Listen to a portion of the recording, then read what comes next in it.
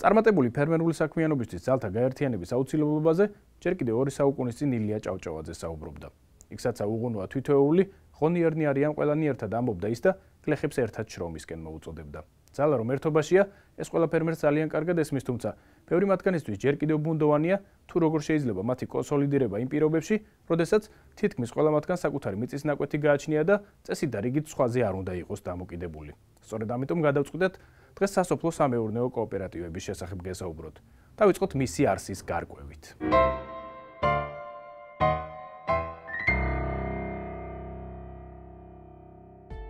სასოფლო სამეურნეო კოოპერატივი ნებაყოფლობით წევრობაზე დაფუძნებული ორგანიზაციაა, რომელშიც ფერმერები ეწევიან აგრარულ საქმიანობას და აქვთ საერთო ეკონომიკური ინტერესები. მათი მიზანი სოფლად მცხოვრებთა შორის ისეთი ფორმის თანამშრომლობის ჩამოყალიბებაა, რომელსაც წარმატების მოტანა მასში გაწევრიანებული ყველა სუბიექტისთვის შეეძლება.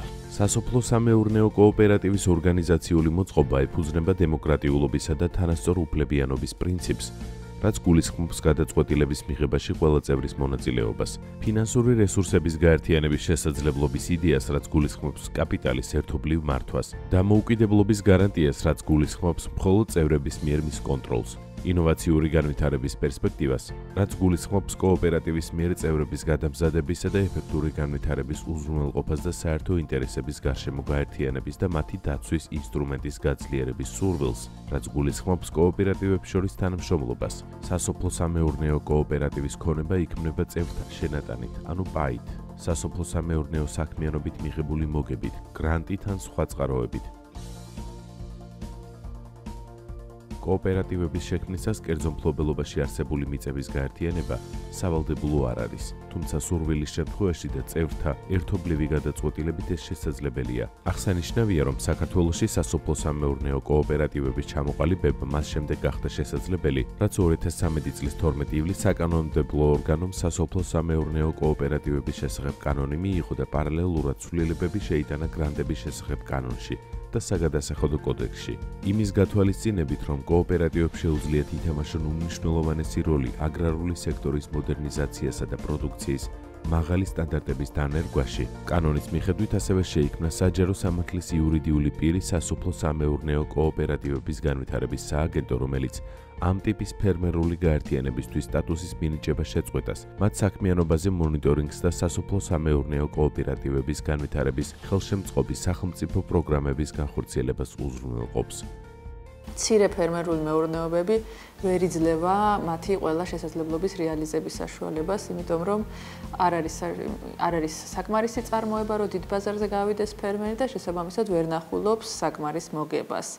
ამ პრობლემის გადაჭრის ერთ-ერთი გზა არის კოოპერაციული წარმოება, ანუ როდესაც რამოდენიმე ფერმერი ერთიანდება და შესაბამისად ზრდის საკუთარ წარმოებას, აერთიანებს რესურსებს, აერთიანებს ძალისხმევას და შესაბამისად იღებს უფრო მაღალ სარგებელს. მიღებული პრაქტიკაა, რომ კოოპერატიულ მეურნეობებში კოოპერატივის წევრები ერთმანეთს უზიარებენ საკუთარ ცოდნას, გამოცდილებას, საუკეთესო პრაქტიკას, მეთოდებს, რაცაც მივყავართ პროდუქციის გაზრდამდე და პროდუქტიულობის გაზრდამდე და ეს ყველა ფაქტორი ჯამში ნამდვილად არის იმის წინაპირობა, რომ კოოპერატივმა, რა თქმა უნდა, გონივრული მართვის პირობებში და ამ ყველა რესურსის გონივრული გამოყენების პირობებში მიაღწიოს დიდ წარმატებას საქართველოში.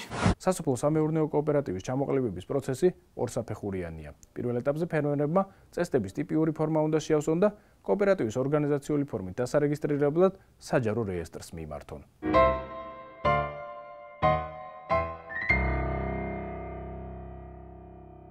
კანონმდებლობის თანახმად სასოფლო სამეურნეო კოოპერატივის ჩამოყალიბება მაღალმთიან რეგიონებში 3, ხოლო სხვა ტერიტორიებზე 5 ფერმერს შეუძლია. კოოპერატივის წევრი შეიძლება გახდეს 18 წელს მიღწეული საქართველოს მოქალაქე, რომელიც ფლობს პაის. კოოპერატივში გაწევრიანება შეუძლია ასევე სხვა სასოფლო სამეურნეო კოოპერატივსაც. კოოპერატივის ორგანიზაციული ფორმით რეგისტრაციისთვის საჯარო რეესტრში წევრობის მსურველთა ხელმოწერებით დადასტურებული წესდება უნდა წარადგინოთ. წესდებაზე ხელმოწერების დამოწმება ადგილზე განაცხადის შევსებამდე ხდება.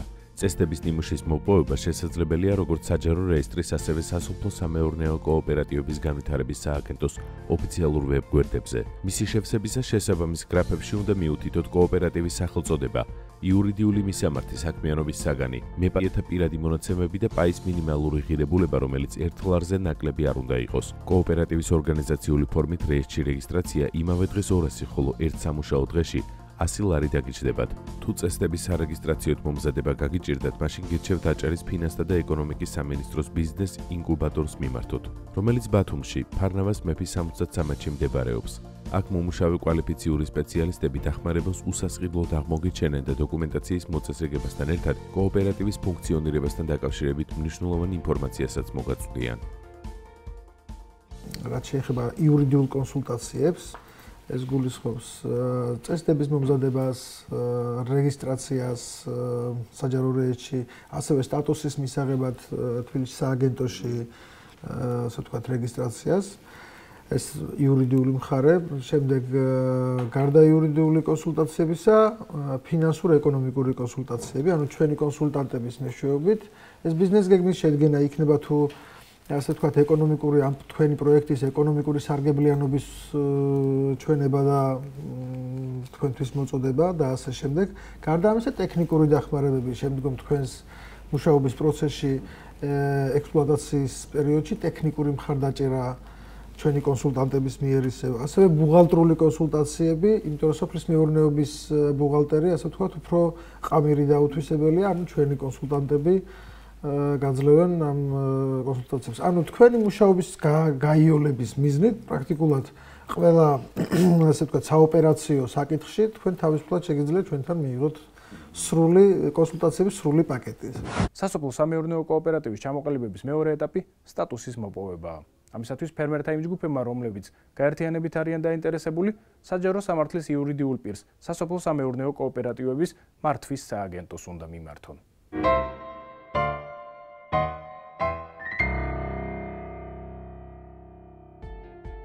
სასოფლო-სამეურნეო კოოპერატივების მართვის სააგენტო ერთადერთი საჯარო დაწესებულებაა საქართველოში, რომელსაც კოოპერაციული გაერთიანებისთვის სასოფლო-სამეურნეო კოოპერატივის სტატუსის მინიჭებისა და მოხსნის უფლება-მოსილება გააჩნია. იმისათვის, რომ თქვენმა ფერმერულმა გაერთიანებამ აღნიშნული სტატუსი მიიღოს და მასზე კანონმდებლობით გათვალისწინებული საგადასახადო და სხვა შეღავათები გავრცელდეს, ამ უწყებას განცხადებით უნდა მიმართოთ. განცხადებას თან უნდა დაურთოთ ამონაწერი მეწარმეთა და არასამეწარმეო იურიდიულ პირთა რეესტრიდან. განცხადების უფლება-მოსილების დამადასტურებელი დოკუმენტი, კოოპერატივის წესდება და სასოფლო-სამეურნეო მიწაზე ან ქონებაზე საკუთრების უფლების დამადასტურებელი დოკუმენტი, იმ შემთხვევაში თუ კოოპერატივს საკუთრებაში ან სარგებლობაში გააჩნია მიწის ნაკვეთი ან სხვა ქონება. სააგენტო ვალდებულია დოკუმენტაცია 5 სამუშაო დღეში შეისწავლოს და ხარვეზის აღმოჩენის შემთხვევაში მის გამოსასწორებლად გონივრული ვადა მოგცეთ. თუ თქვენ მიერ დროულად არ მოხდება ხარვეზის გამოსწორება, სააგენტო უფლება-მოსილია განაცხადი განუხილველი დატოვოს. სხვა შემთხვევაში იგი სააგენტოს შესაბამისი სამსახურის მიერ მომზადებულ დასკვნასთან და თანდართულ დოკუმენტაციასთან ერთად ეგზავნება უწყების ხელმძღვანელს, რომელიც არაუგვიანეს 5 სამუშაო დღისა იღებს გადაწყვეტილებას სასოფლო-სამეურნეო კოოპერატივისთვის სტატუსის მინიჭების ან სტატუსის მინიჭებაზე უარის თქმის შესახებ. საკითხის დადებითად გადაწყვეტის შემთხვევაში თქვენი ორგანიზაციის მონაცემები სააგენტოს შეყავს ელექტრონულ რეესტრში, ხოლო თქვენ გადმოგეცემათ შესაბამისი მოწმობა. სტატუსის მინიჭების შემდეგ სააგენტო ვალდებულია განახორციელოს კოოპერატივის საქმიანობის მონიტორინგი და იმ შემთხვევაში თუ აღმოჩნდება, რომ მისი წევრები არ ღვევენ კანონმდებლობით დადგენილ მოთხოვნებს, უფლება-მოსილია მიიღოს გადაწყვეტილება სტატუსის შეწყვეტასთან დაკავშირებით. ძირითადი ხარვეზები წესდებაში ეს მოდის იმ გლეხებთან მიმართებაში, რომლებიც არ სარგებლობენ ჩვენი წესდებით და იმ წესდებებში არ აქვთ გათვალისწინებული სარეზერვო მინიმალური სავალდებულო სარეზერვო ფონდი, რომელიც კანონით განსაზღვრულია, არ არის დაცული თუნდაც მოქალაქეობის საკითხი, იმიტომ რომ კოოპერატივში, რომელსაც სტატუსის მოპოვება უნდა იყოს ყველა წევრი საქართველოს მოქალაქე. გარდა ამისა, დარღვეული აქვს გარკვეული საპაიო ფონდის ფორმირების წესი და ასე შემდგომ. ისე რომ აი სწორედ ასეთი პრობლემები რომ მინიმალური მოხდეს, ანუ მინიმიზაცია მოვახდინოთ ამ პრობლემებისა, ჩვენ სწორედ ამიტომ შევიმუშავეთ ტიპიური წესდების ფორმატს. სასოფლო-სამეურნეო კოოპერატივის სტატუსის მოპოვების შემდეგ ბუნებრივია გაინტერესებთ რა მოხდება ამ ყველაფერს. მოკლედ ყველა იმ ძირითადი უპირატესობის შესახებ, რომელიც ამ პროცესს ახლავს თან.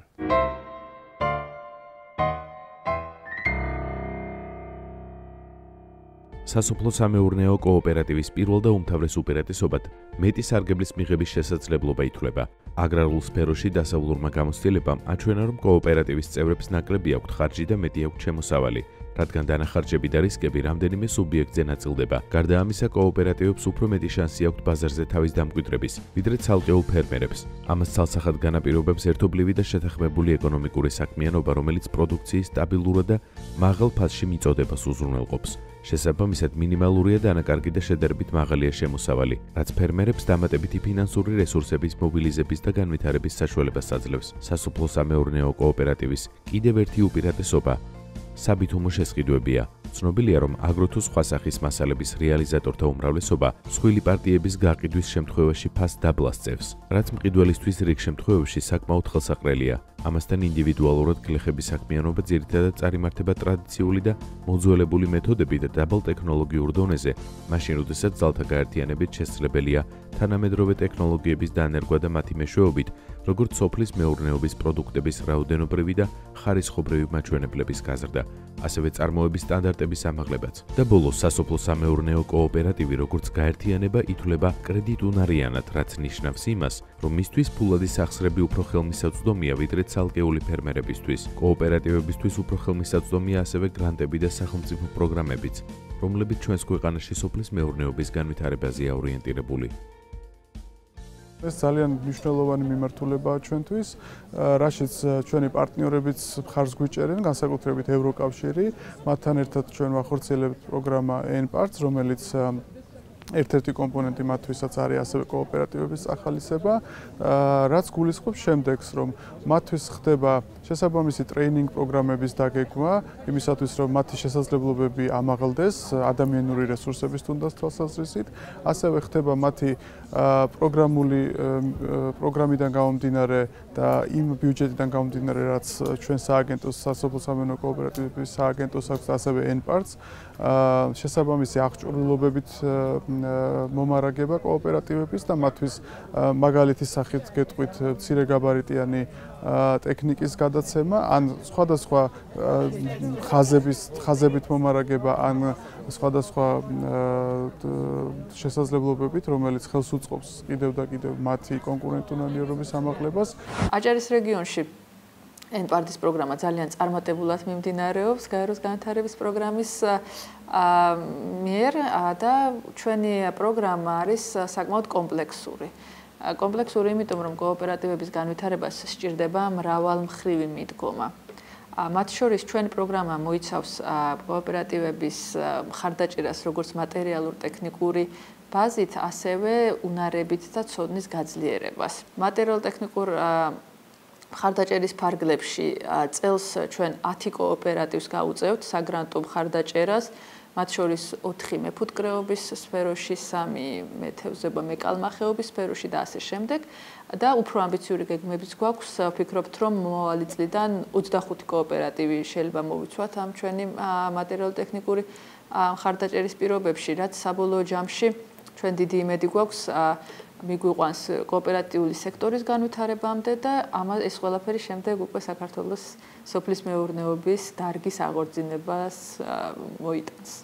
თუმცა ეს ყველაფერი არ არის. კიდევ ერთი რამ, რაც სასოფლო-სამეურნეო კოოპერატივის ჩამოყალიბებას მიზიდულს ხდის, საგადასახადო შეღავათებია. იმისათვის, რომ უფრო გასაგები იყოს, რაზე ვსაუბრობთ, გადავწყვიტეთ სასოფლო-სამეურნეო კოოპერატივი შეზღუდული პასუხისმგებლობის საზოგადოებისთვის, ეგრეთ წოდებული შპს-ისთვის შეგვედარებინა.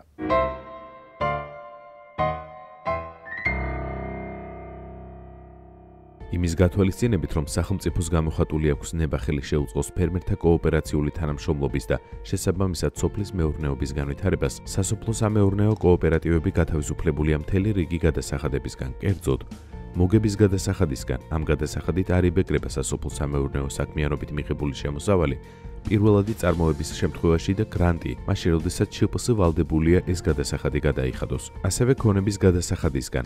ამ გადასახადით არ იბეკრება კოოპერატივის ქონება, რომელიც გამოიყენება სასოფლო-სამეურნეო საქმიანობისთვის. მაშინ როდესაც შპს-ს ქონება იბეგრება. საშემოსავლო გადასახადებისგან ამ გადასახადით არ იბეგრება კოოპერატივის საქმიანობის ფარგლებში. კოოპერატივის წევრების მიერ მიღებული დივიდენდები მაშინ, როდესაც შპს-ს შემთხვევაში ეს იბეგრება. მოგების გადასახადისგან წლიური ბრუნვის მიხედვით სასოფლო-სამეურნეო კოოპერატივებს არ აქვს დაწესებული მოგების გადასახადი. წლიური ბრუნვის მიხედვით მაშინ, როდესაც ეს ზღვარი შპს-ს შემთხვევაში 200.000 ლარს შეადგენს. გარდა ამისა, სასოფლო-სამეურნეო კოოპერატივები სარგებლობენ სოფლის მეურნეობასთან დაკავშირებული სხვა შეღავათებით და მის წევრებს აქვს შესაძლებლობა აგრარული საქმიანობის წარმოებისთვის ლიზინგის წესით გაცემული მოძრავი ქონებით ისარგებლონ. მაშინ, როდესაც ცალკეული ფერმერები ამას მწირი ფინანსური რესურსების გამო ვერ ახერხებენ.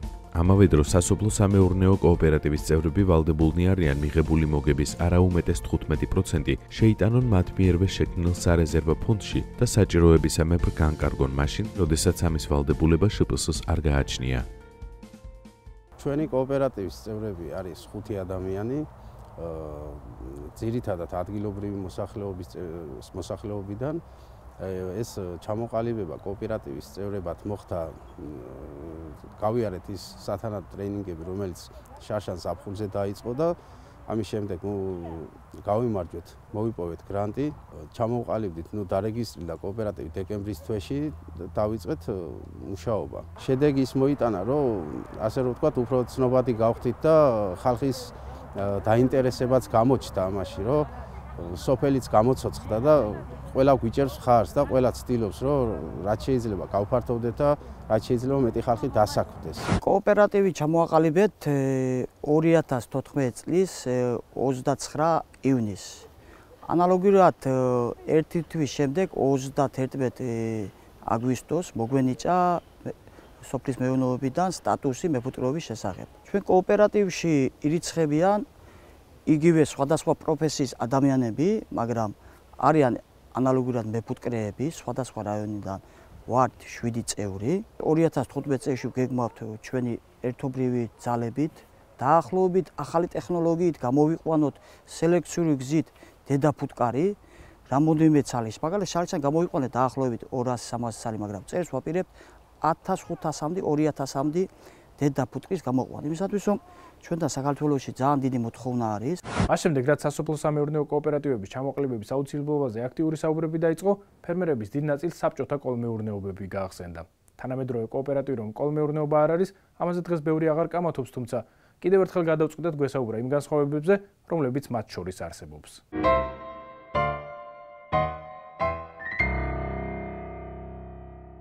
თანამედროვე სასოფლო-სამეურნეო კოოპერატივის საბჭოთა მეურნეობებთან და კოლმეურნეობებთან გაიგივება, მათ შორის დიდი არსობრივი სხვაობის გარდა კიდევ რამდენიმე მიზეზის გამო არ შეიძლება. კერძოდ, ნებაყოფლობითი წევრობა, სასოფლო-სამეურნეო კოოპერატივში გაწევრიანება და მისი დატოვება ნებაყოფლობითია, მაშინ როდესაც კოლმეურნეობის წევრობა იყო თავსმოხვეული და მისი დატოვება სურვილის არსებობის შემთხვევაშიც კი შეუძლებელი იყო. საკუთრების უფლება მიუხედავად იმისა, რომ სასოფლო-სამეურნეო კოოპერატივის წევრებს შეუძლიათ შეთანხმდნენ და ქონება გააერთიანონ, ეს წევრობისთვის აუცილებელი არ არის და ასეთი შეთანხმების არარსებობის შემთხვევაში ყველა მათგანს უნარჩუნდება ქონება, მაშინ როდესაც კოლმეურნეობის წევრებს საერთოდ არ გააჩნდათ საკუთრება და ყველა ქონების განმკარგავი მხოლოდ სახელმწიფო იყო. დივიდენდების მიღების შესაძლებლობა.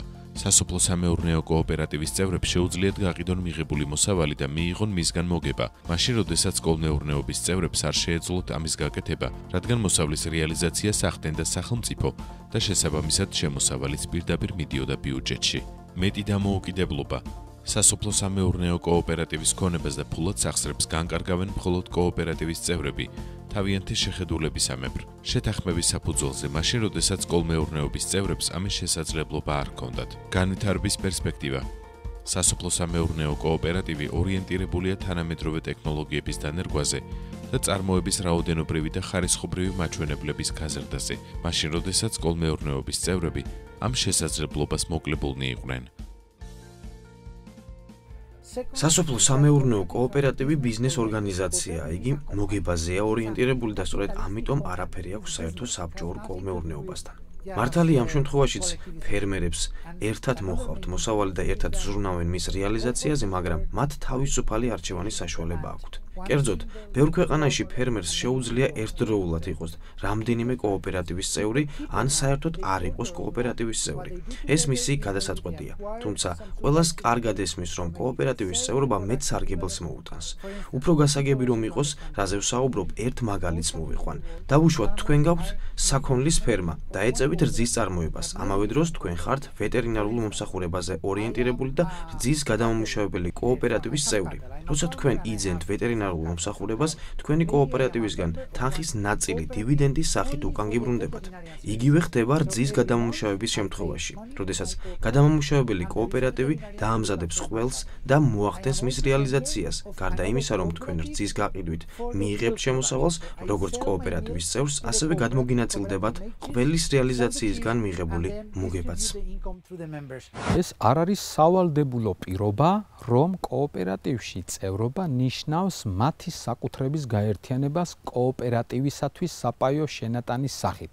რა თქმა უნდა, ამას კანონი არ მოითხოვს, მაგრამ მათ აქვთ უფლება თუნდაც ის მიწა, რომელიც თითოეულ ფერმერს საკუთრებაში აქვს, თუ კოოპერატივს შექმნიან, მათ აქვთ უფლება აღნიშნული მიწა შეიტანონ როგორც საპაიო შენატანის სახით კოოპერატივის საპაიო ფონდში, მაშინ ამ შემთხვევაში ეს ქონება უნდა გადავიდეს კოოპერატივის საკუთრებად და რეგისტრაცია უნდა განხორციელდეს კოოპერატივის საკუთრებას სახელზე.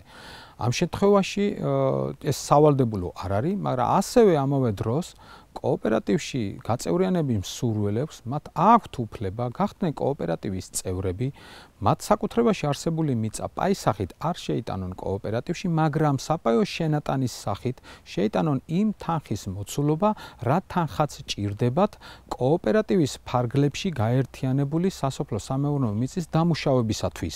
დღეისათვის სულ ეს იყო. თემის აქტუალობიდან გამომდინარე, სასოფლო-სამეურნეო კოოპერატივების შესახებ საუბარს მომდევნო გადაცემაშიც გავაგრძელებთ.